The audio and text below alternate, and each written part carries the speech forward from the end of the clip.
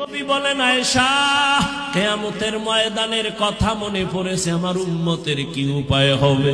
মুসা নবী কাঁদবেন, আল্লাহ আমার উপায় কি? ঈসা নবী কান্না করবেন, আল্লাহ আমার উপায় কি? অথচ নবীদের কোনো গুনাহ নাই। কেমন ভয়ঙ্কর অবস্থা হলে নবীরা পর্যন্ত কান্না করবেন। ঈসা নবী কাঁদবেন, আল্লাহ আমার উপায় কি হবে? উম্মতেরা যাবে সুপারিশের জন্য, বলবে যাও যাও, আমার দ্বারা সুপারিশ করা সম্ভব না। নবী বলেন, আয়েশা, এইভাবে সব নবীদের থেকে উম্মতেরা বিমুখ হইয়া সর্বশেষ তালাশ করবে রহমতের নবী কই। আমাকে তালাশ করা শুরু করবে উম্মতেরা। ঈসা নবী বলবে, যাও মুহাম্মদের কাছে যাও।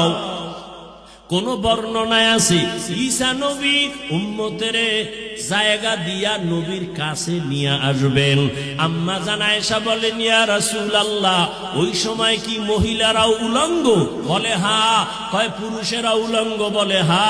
কারো কি লজ্জা লাগবে না? নবী বলেন, আয়েশা, হাসরের মাঠ এমন ভয়ঙ্কর হবে, সূর্যের গরমে বেদাবাজি গুনাহগারের মাথার মগজগুলো ফাতের মারের মতো ফুটতে থাকবে। কান্নায় এত পাগল, কেউ কারো দিকে তাকাবারও সুযোগ হবে না। নবী নিজে কান্না করতেছেন, যার কোনো গুনাহ নাই। ও আল্লাহর বান্দারা, তারা যদি কাঁদে, আবু বকর যদি কাঁদে, তোমার আমার তো কোনো আমলই নাই।